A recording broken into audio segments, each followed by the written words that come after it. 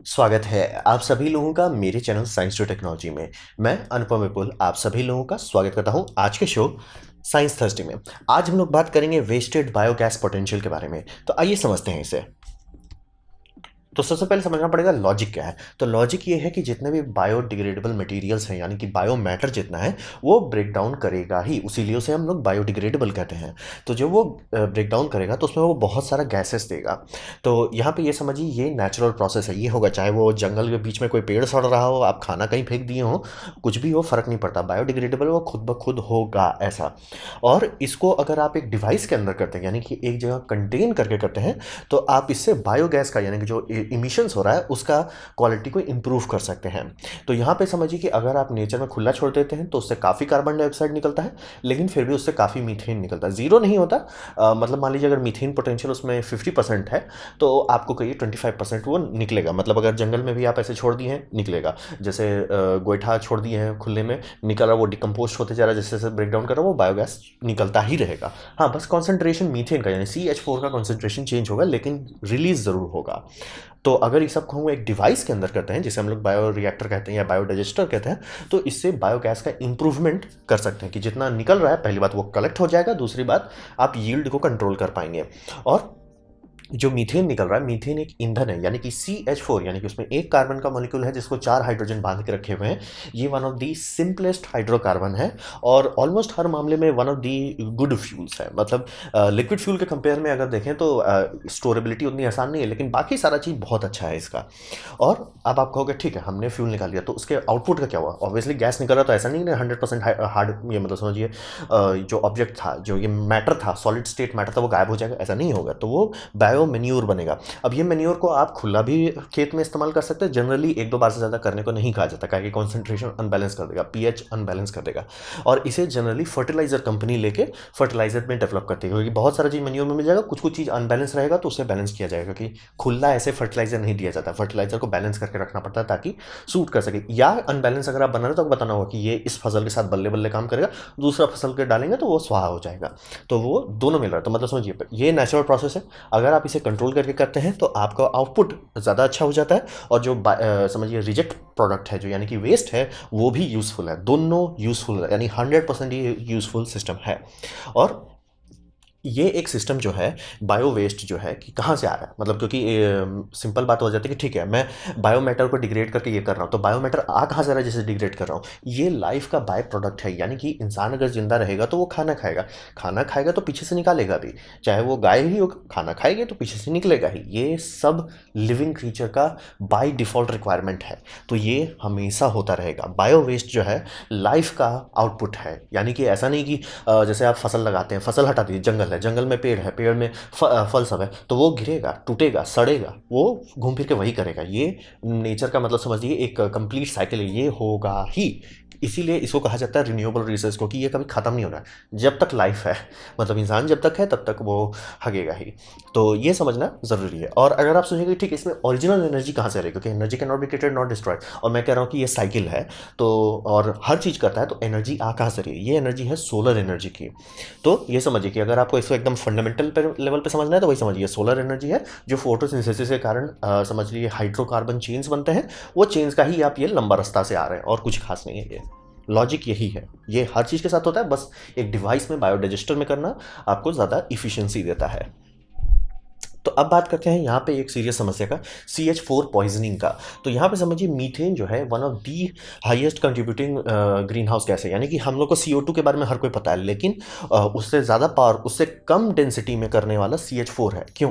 क्योंकि CH4 का life span बहुत लंबा नहीं होता, मतलब CH4 अगर एटमोसफेयर में आप खुला छोड़ देते हैं वो ये हो जाए, ऑक्सीडाइज हो सकता है, या किसी दूसरे चीज़ के साथ रिएक्ट करके ब्रेक डाउन कर सकेगा, कॉस्मिक रेव से ब्रेक डाउन कर देगा, तो इसका लाइफ स्पैन बहुत लंबा नहीं है, ये सिर्फ 100 साल चलता है। लेकिन मतलब 100 से थोड़ा ही ज़्यादा चलता है, लेकिन साइड इफेक्ट ये है कि उस दरमियान ये 28 to 34% ज़्यादा रिफ्लेक्टिव होता है, यानी कि मतलब समझिए आपका धरती का सरफेस से 100 वाट का इंफ्रारेड निकला, वो समझिए CO2 समझिए 2-3 वाट को वापस भेज देगा, मीथेन बोलेगा एक काम करो 40-50% वापस भेज दो। ये बहुत ज़्यादा खतरनाक बात है। ये बात सही है कि इसका लाइफ स्पैन कम है CO2 के कंपेयर में, लेकिन ये इतना ज़्यादा रिफ्लेक्ट करता है हीट को कि ये मतलब सीधे सीधे प्लेनेट को भून सकता है। और मतलब समझिए, जनरली कहा जाता है कार्बन डाइऑक्साइड के कंपेयर में मीथेन को अगर आप देखना चाहें तो पर मॉलिक्यूल 400:1 का रेशियो है, और तब भी ये one of the biggest green house contributor है। तो ये समझना बहुत ज़रूरी है कि मीथेन बहुत ज़्यादा खतरनाक मटीरियल है, इसे खुला एटमॉस्फेयर में नहीं होना चाहिए। यानी कि जो बायोडिग्रेडेबल मटीरियल, चाहे जैसे कोई डेयरी फार्म मान लीजिए, और वहाँ पे गोबर का कुछ किया नहीं जा रहा है, और उससे बायोगैस जो निकल रहा है, मतलब यानी कि मीथेन जो निकल रहा है, वो अगर ऐसे खुला छोड़ दिया जाए तो एटमॉस्फेयर की वाट लगा देगा। तो ये समझना बेहद ज़रूरी है। मीथेन पॉइजन है मतलब एटमॉस्फेयर के, और हमारा एटमॉस्फेयर के लिए खास तौर पे, क्योंकि हम लोग कोल्ड एज में नहीं जा रहे हैं, हम लोग मेल्टी एज में जा रहे हैं, और सन भी अभी धीरे धीरे करके वापस वार्म पीरियड में घुस रहा है। तो ये बहुत बुरा है हमारे लिए। तो अगर आप मीथेन को जला देते हैं, यानी CH4 को आप ब्रेक डाउन करके वाटर वेपर और कार्बन डाइऑक्साइड में बदल देते हैं, वो ज़्यादा बेटर है। यानी कि 1 टन मीथेन के जगह पे अगर आपको कोई कहता है 5 टन कार्बन डाइऑक्साइड निकालो, 5 टन कार्बन डाइऑक्साइड खरीद लीजिए, क्योंकि मीथेन भूंज देगा आपको। तो हर हालत में हमें इसे घटाना ही है, ये ऑप्शनल नहीं है। हम लोग मतलब सबको एक कार्बन डाइऑक्साइड पर फोकस कर रहे हैं, बल्ले बल्ले, अति उत्तम, सबसे बढ़िया बात है। लेकिन मीथेन आप समझ ली, उससे बहुत कम आउटपुट है। मतलब इंसानियत का फुटप्रिंट देखें, उस फुटप्रिंट में कितना टन कार्बन डाइऑक्साइड निकाल रहे हैं वर्सेस कितना टन मीथेन निकाल रहे हैं, बहुत कम है मीथेन, लेकिन ऑलमोस्ट उसी लेवल का डैमेज दे रहा है। तो इसलिए मीथेन कंट्रोल करना बेहद ज़रूरी है। और अगर आप ऐसा करते हैं, जैसे मैं बायोफ्यूल के बारे में बात कर रहा हूँ, तो ये CO2 का एक कंप्लीट साइकिल बना देता है। कारण ये समझिए कि तेल में कोई प्रॉब्लम नहीं है, फॉसल फ्यूल में फंडामेंटली कोई साइड इफेक्ट नहीं है, वो नॉर्मल फ्यूल ही है। बस प्रॉब्लम होता है कि हम लोग वो फ्यूल निकाल रहे हैं जो नेचर ने सिक्वेस्टर कर दिया, यानी नेचर ने हटा दिया उसको इकोसिस्टम से, उसको वापस डाल रहे हैं, तो हजम नहीं हो पा रहा है, बैलेंस बिगड़ जा रहा है। लेकिन अगर आप मीथेन इस्तेमाल करते हैं, जैसे मीथेन लीजिए और उसको नेचुरल गैस से कंपेयर कीजिए, घुमा फिरा के दोनों का सेम ही लॉजिक है। लेकिन अगर आप उसे मीथेन के तौर पर कर रहे हैं, यानी बायो डाइजेस्टर मटीरियल से बना रहे हैं, तो आप क्या कर रहे हैं, प्लांट है, प्लांट को ऑर्गेनिक मैटर में कन्वर्ट हो रहा है, आप उसे गैस में कन्वर्ट कर रहे हैं, और फिर क्या हो रहा है, जो कार्बन डाइऑक्साइड निकला वो वापस नेक्स्ट जनरेशन प्लांट खाएगा ही। तो हिसाब वही समझिए, सर्किल कंप्लीट रहता है। सोलर एनर्जी केमिकल एनर्जी में बदल रहा है, और आप उसे यूज़ कर रहे हो, और वापस उसका बाय प्रोडक्ट है, फिर से नेक्स्ट जनरेशन प्लांट उसे कंज्यूम करेगा। और प्लांट कब तक रहेगा, जब तक आप फसल बना रहे हो। जब तक आप फसल बना रहे हो, फसल कहाँ से बनेगा, फसल भी तो कार्बन डाइऑक्साइड ही खाता है, तभी तो उसमें मटेरियल आता है। तो वही समझिए, ये साइकिल कंप्लीट है। सोलर एनर्जी बस केमिकल रास्ते से आप निकाल रहे हो, तो इसीलिए नया CO2 ऐड नहीं हो रहा है। ये बात समझना बेहद ज़रूरी है। जब भी आप मीथेन मतलब जैसे मीथेन का बहुत सारा प्लांट रहेगा, तो खासतौर पे बायोडाइजेस्टर में उसमें हमेशा एक फ्लेयर दिया जाता है कि कभी भी एक्सेस मीथेन प्रोडक्शन हो, जैसे मान लीजिए जनरेटर के लिए आप प्रोड्यूस कर रहे थे, जनरेटर खराब हो गया, ब्रेक डाउन हो रहा है, रिएक्टर तुरंत बंद नहीं कर सकते, या टैंक फुल था कि अब उसको बाहर छोड़ना ही पड़ेगा, तो फ्लेयर में भेजा जाता है, फ्लेयर इसे जला देता है। कारण ये समझिए, किसी भी हालत में ये खुला मीथेन नहीं जाना चाहिए एटमॉस्फेयर में, तो जलाना पड़ता है। तो हिसाब वही है कि इसमें जो कार्बन डाइऑक्साइड आउटपुट हो रहा है, ये वही कार्बन डाइऑक्साइड है जो बायो मैटर कलेक्ट किया था, तो नेक्स्ट जनरेशन का बायो मैटर उसको कलेक्ट करेगा। और वो इसको ज़रूरी नहीं कि वो मतलब समझिए कोई जंगल ही हो, वो आराम से आपका फार्म हो सकता है, शुगर केन हो सकता है, कुछ भी बायो मैटर जो ग्रो करेगा वो वही कार्बन डाइऑक्साइड खाएगा जो आपने छोड़ा था। तो ये साइकिल कंप्लीट रहता है। फॉसल फ्यूल के साथ दिक्कत ये है कि हम लोग जमीन के नीचे से वापस वो निकाल दे रहे हैं जो नेचर ने अलग करके हटा दिया कि भाई थोड़ा ज़्यादा कार्बन हो रहा है, हटा दो इसको, इसीलिए अनबैलेंस हो गया। तो अगर आप मीथेन का इको सिस्टम बना लेते हैं कि हम पूरा मीथेन कर रहे हैं, तो ये पॉइजनिंग नहीं होगी, क्योंकि आप फ्रेश मीथेन नहीं डाल रहे हैं, मीथेन को साइकिल कर दे रहे हैं। और अगर सारे मीथेन को आप ब्रेक डाउन कर देते हैं CO2 में, तो काफ़ी प्लेनेट का भला हो जाएगा।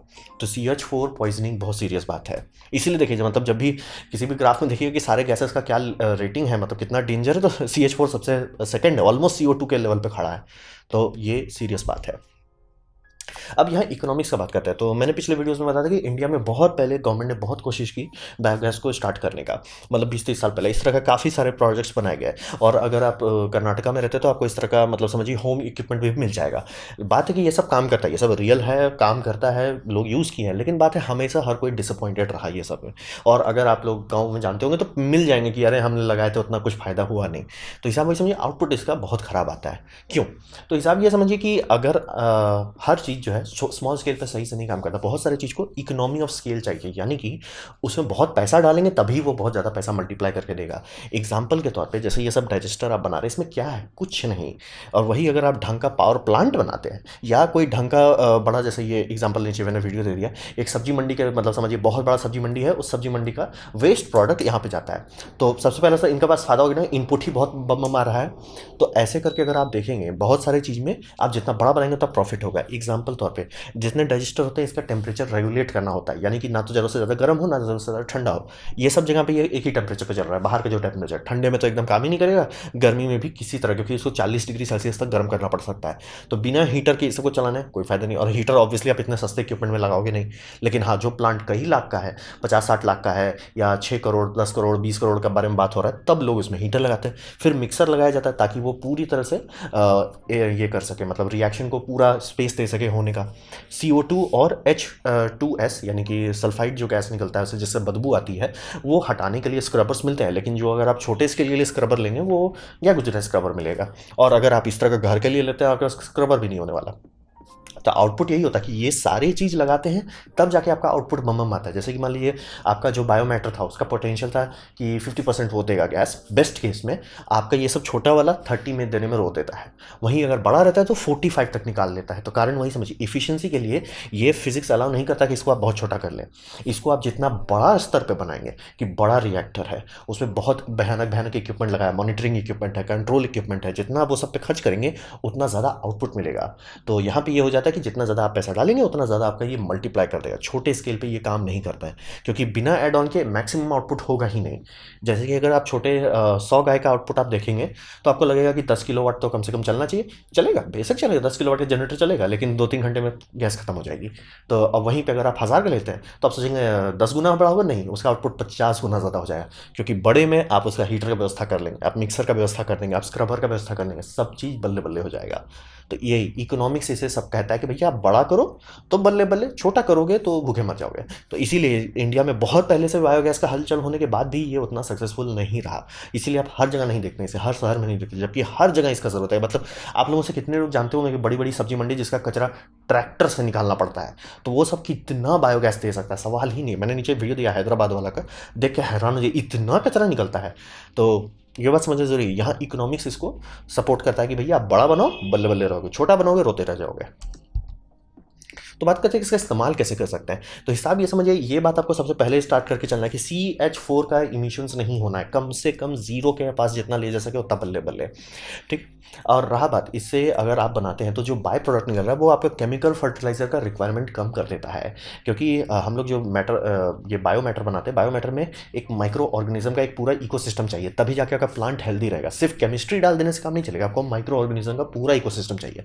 बायो फर्टिलाइजर में यही सबसे बेस्ट रहता है कि वो आराम से आपको दे दे रहा है। अब मान लीजिए इसमें किसी कारण से थोड़ा सा फॉस्फर कम है या थोड़ा सल्फर कम है या जो भी, मतलब उसका थोड़ा बैलेंस कर, अब थोड़ा सा ऐड करो। तो यानी कि जैसे आप पहले बिना इसके बायो फीड के इस्तेमाल के आप बनाने की कोशिश करेंगे तो आपको मान लीजिए 100 टन केमिकल फर्टिलाइजर लग रहा है। अब अगर इसको बायो फीड के तौर पर इस्तेमाल करें 2-3 टन आपको डालना है, बस बैलेंस करने के लिए। क्योंकि डिपेंड करता है कि जहाँ से गाय का गोबर का अगर बनाते हैं तो अलग आउटपुट आएगा, लेकिन मान लीजिए पाम सीड ऑयल का मतलब जो कचरा निकल रहा है उससे बनाएंगे वो अलग आउटपुट आएगा। तो थोड़ा सा बैलेंस आपको करना पड़ता है।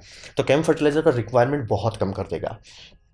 प्लस अगर आप इसका जो गैस निकल रहा है, बायोगैस निकल रहा है, उसको फिल्टर करते हैं और कंप्रेस कर देते हैं तो ये एक फ्यूल बन जाता है। ये बात समझना चाहिए। बहुत सारा रिन्यूएबल एनर्जी में ये दिक्कत होता है कि वो जो आउटपुट देता है वो कोई काम का नहीं रहता है। जैसे कि सोलर पैनल है, बल्ले बल्ले बिजली देता है, लेकिन क्या यूज़ कर सकते हैं? नहीं। क्यों? क्योंकि उसको सबसे पहले आपको बिजली को बैटरी में डालना पड़ेगा, फिर बैटरी से इन्वर्टर चलाना पड़ेगा, फिर जाके आप यूज़ करेंगे।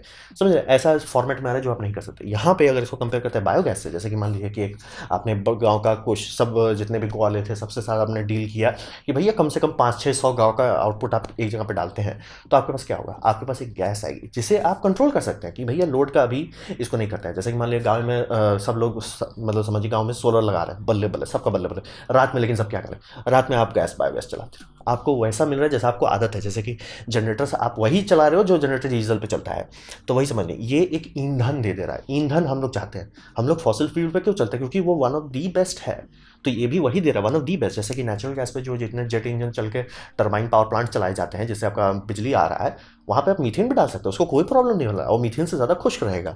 तो ये one of the best output है कि आप एक बायोडिग्रेडेबल मटेरियल को मतलब ब्रेक डाउन करके मीथेन निकाला, मीथेन को आप बर्न कर दे रहे हो। पहले तो नेचर का भला हो गया कि उसमें ज़रूरत से ज़्यादा ओवर हीटिंग नहीं होगी, और जो फ्यूल है वो आपके हिसाब से काम करेगा। आपको उसके हिसाब से नहीं करना कि अरे भैया सन निकला है तो ही काम करेगा या हवा चल रहा है तो ही मेरा विंड मिल काम करना, ये आपके हिसाब से काम करता है।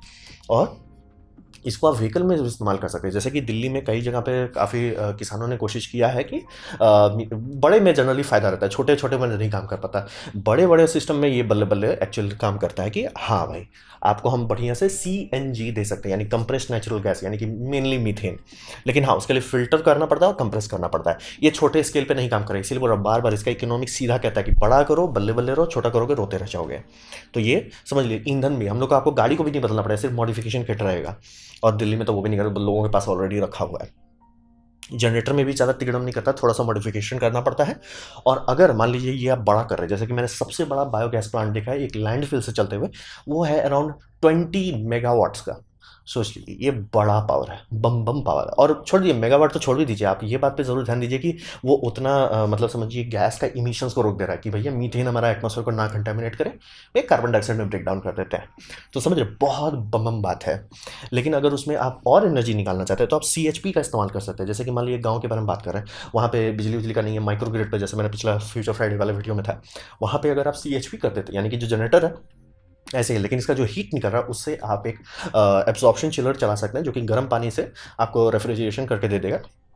तो गांव का ये जितना भी मेडिसिन का दुकान है, उनको आप बोल सकते हैं कि भैया हमारे पास रख दो, ये जब तक चलता रहेगा, सेकेंडरी एनर्जी से आपका वो रहेगा, आपको उसको बिजली से कंप्रेसर नहीं चलाना पड़ेगा, आपको बर्फ बनता रहेगा।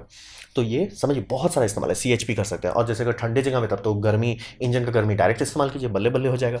CHP इसका मतलब बहुत इफिशियंट कर सकता है। और चाहे तो अगर बहुत इफिशियंसी चाहिए, जैसे कि ये सब 20-30% ही इफिशियंट होता है, आप इसको 50% तक पुश करना चाहते हैं, बूम एनर्जी करके एक कंपनी है, एक नासा साइंटिस्ट ने बनाया है, इंडियन ओरिजिन के। उन्होंने बनाया fuel cell, solid oxide fuel cell है, और वो सक्सेसफुल हो गया। महंगा बहुत है लेकिन इफिशिएंट ज़्यादा है, यानी कि उतना ही मीथेन जितना आपका पहले प्रोड्यूसर है, उससे ऑलमोस्ट आपका ये 30-40% मोर बिजली मिलने लगेगा। यानी कि वही पावर प्लांट आप मतलब रिएक्टर रखिए, सारा चीज़ वही रखिए, लेकिन उसके बाद अगर जनरेटर की जगह पे आप फ्यूल सेल रख देते हैं, बिजली का आउटपुट डबल हो जाएगा। तो बम बम रहेगा। और उसका जो हीट आउटपुट आ रहा है उसको भी आप इस्तेमाल करें CHP करके, जैसे स्टर्लिन इंजन से ही चला दे, थोड़ा सा और बिजली आ जाएगा, तो बहुत प्रॉफिट हो सकता है। इस्तेमाल में इसका कोई कमी नहीं, क्योंकि बोला ना, ये सीधा सीधा ईंधन है और इसका हमें इस्तेमाल करने का प्रैक्टिस ऑलरेडी है। तो बात करते हैं भविष्य में क्या होगा। तो हिसाब ये समझिए, ये एक अनटैप्ड पोटेंशियल है, क्योंकि 1% भी हम लोग जहाँ से निकाल सकते हैं वो नहीं कर रहे हैं। बहुत सारे जैसे ये आपका समझ लिए फार्म है, वो बायोगैस को नहीं सीरियसली ले रहे हैं, और उन्हें ब्लेम नहीं कर सकते, क्योंकि गवर्नमेंट जो शुरू शुरू में लाई थी वो बिजली जनरेशन पर फोकस नहीं था, उनका था कि कुकिंग गैस का रहे। तो वो उसका समझ रहे, मतलब पोटेंशियल को वो कर दिया। और रहा बात, इकोनॉमिक्स सपोर्ट नहीं करता कि हर कोई मतलब छोटा छोटा करे।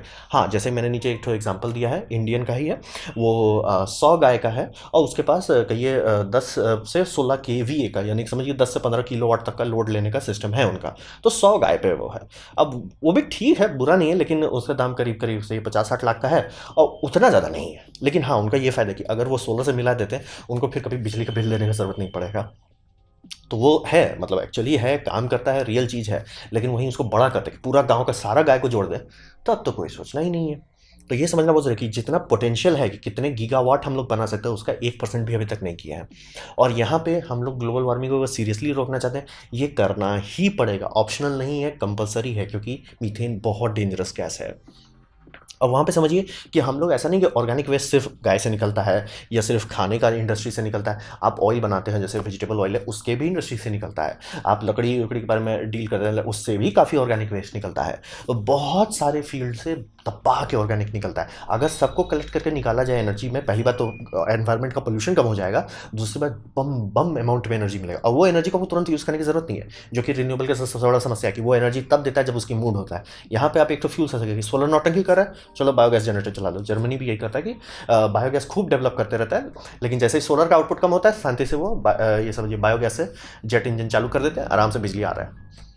तो ये आराम से किया जा सकता है। और रिन्यूएबल सोर्स में ये केम फ्यूल की स्टेबिलिटी दे देता है, केमिकल फ्यूल्स की स्टेबिलिटी। जैसे कोयला क्यों लोग इस्तेमाल करते हैं, सिंपल है, पता है, कंट्रोल कर सकते हैं, वैसा इसमें भी आपको मिल जाएगा। हाँ, ये बात ज़रूर समझिए कि अगर हम लोग 100% भी पोटेंशियल को यूज़ करने लगते हैं, इतना मीथेन नहीं है कि पूरा नेचर उसी पे चले, हम लोग का एनर्जी रिक्वायरमेंट बहुत ज़्यादा है। लेकिन वो अगर सोलर के साथ आप ऐड करते हैं, विंड के साथ ऐड करते हैं, सोलर सबसे बड़ा बल्क लोड संभाल सकता है कि भैया हम वजन संभाल लेते हैं, विंड है कि भैया रात का वजन हम संभाल लेते हैं। लेकिन ये दोनों के बीच में अनबैलेंस जो होगा, वो आपका कहिए बायोगैस बोलेगा ठीक है ये हम संभाल लेते हैं। और इंडिया के केस में तो उसको भी उतना भी दिक्कत नहीं है, क्योंकि हाइड्रो एनर्जी हम लोग का काफ़ी हिस्सा संभाला हुआ है। तो भाई ये चारों को मिक्स कर दीजिए, खुश रहिए।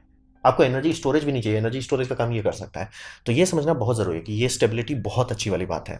और ग्रिड में हम लोग को ये पावर मैनेजमेंट का ऑप्शन दे देता है कि जैसे अभी बहुत जगह पे पीकर प्लांट्स हैं, बहुत सारे नेचुरल गैस पावर प्लांट खुल रहे हैं, आपको उसको बदलने की ज़रूरत नहीं, उसे बंद करने की ज़रूरत नहीं पड़ेगी। जो उन लोगों ने इन्वेस्ट किया उनको कोई नुकसान नहीं होगा। अब बस आप भैया नेचुरल गैस की जगह पे ये मीथेन जलाओ, आप भी खुश रहो, हम भी खुश रहें, सबका भला हो। तो ये समझना बहुत इंपॉर्टेंट है कि हमारे भविष्य में मीथेन का इमिशन को बहुत ज़ोर से ब्रेक लगाना ज़रूरी है, क्योंकि मीथेन का टॉक्सिसिटी यानी कि कितना ज़्यादा वो पॉइजनस है वो बहुत हाई है। अब प्लस वो एक फ्यूल है, फालतू का क्यों लीक करें? जब उस फ्यूल से हम एनर्जी निकाल सकते हैं तो क्यों लीक करें? आराम से ऐसा हो सकता है कि एक शहर में मतलब लोगों के सेप्टिक टैंक को क्लीन करने का एक क्रू बनाइए, आराम से वो भैया एक दिन एक घर साफ कर दे, दूसरे दिन से क्या, और ऑब्वियसली ये तुरंत तो उसका घर नहीं भरने वाला ना। तो ऐसे ऐसे करके अगर मान लीजिए 500-600 घर भी हैं, आराम से इतना आउटपुट डेली मिलेगा कि बम बम बिजली आपका रात का जुगाड़ हो सकता है। और मीथेन का पोल्यूशन भी कम हो जाएगा, फर्टिलाइजर भी मिल जाएगा, सबका भला होगा। इकोनॉमिकल है, इसीलिए बड़ा बनाने में ही फायदा है, छोटे छोटे में कोई काम का नहीं है। बड़ा जितना बड़ा बनाते रहेंगे उतना बढ़िया। जैसे सब्जी मंडी वाला मैंने नीचे दे दिया, काफ़ी ज़्यादा पावर देता है वो। और बड़े बड़े काव का प्लांट के बारे में तो बात ही नहीं की, तो मेगावाट में चल रहा है। बड़े बड़े इसका क्या बोलते हैं लैंडफिल के बारे में, वो तो 25-26 मेगावाट चले गए, तो बात ही नहीं करना है। तो हिसाब समझिए, बहुत बहुत ही इंपॉर्टेंट औजार है जिसे हम लोग को फिर से ध्यान देना होगा और इस पर दबा के इस्तेमाल करना होगा ताकि सबका भला हो।